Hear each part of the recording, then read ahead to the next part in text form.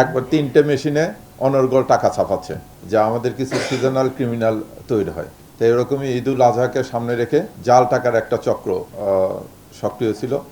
আমরা আসলে এই জাল টাকার সঙ্গে যারা জড়িত বা জাল টাকার যারা ব্যবসা করে তাদের উপরে এই ঈদকে সামনে রেখে আমরা মনিটরিং করতেছি।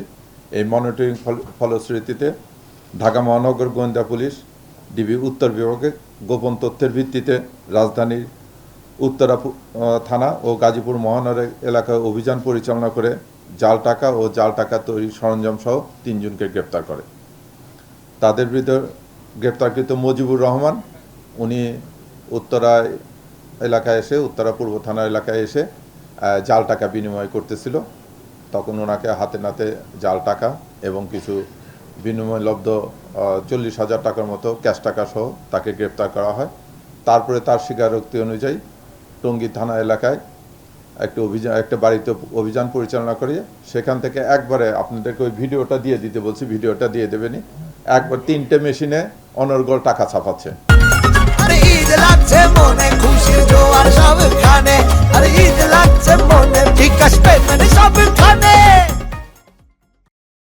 এই ভিডিও আছে, এই ভিডিও আমি বলে দিছি আপনাদেরকে দেখাবে। এই টাকা ছাপানো অবস্থায় আরও 2 জনকে সহ তাদেরকে গ্রেপ্তার করা হয়। তাদের নিকট থেকে এরকম জাল টাকা 34 লক্ষ জাল টাকা উদ্ধার করা হয়, যেটা একবারে রেডি ফর সেল। আরও কিছু টাকা আছে যেগুলো এক পাশে শুধু ছাপাইছে।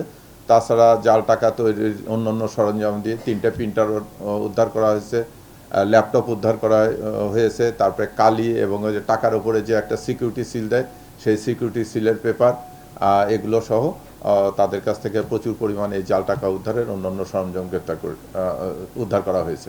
আপনারা জানেন যে সামনে ঈদুল আজহা, এই কুরবানির হাটকে কেন্দ্র করে এই জাল টাকার একটা চক্র থাকে, যারা সবসময় সক্রিয় থাকে।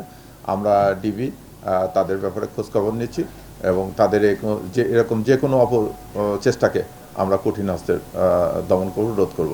আর আপনাদের মাধ্যমে আমার আবেদন থাকবে যে সমস্ত কুরবানির হাটে বা শপিং ইয়াতে যে কেনা বেচাগুলো হবে তারা যেন টাকাগুলো একটু দেখে নেয়। আর কুরবানির হাটে বিশেষ করে জাল টাকা করার জন্য, ধরার জন্য বাংলাদেশ ব্যাংক থেকে মেশিন দেওয়া হচ্ছে। এগুলো বিভিন্ন বুথ থাকবে, যে কোনো লেনদেন তারা যেন এই মেশিনের মাধ্যমে টাকাটা জাল টাকা না আসল টাকা এটা যেন একটু নিশ্চিত হয়ে তারা লেনদেন করে।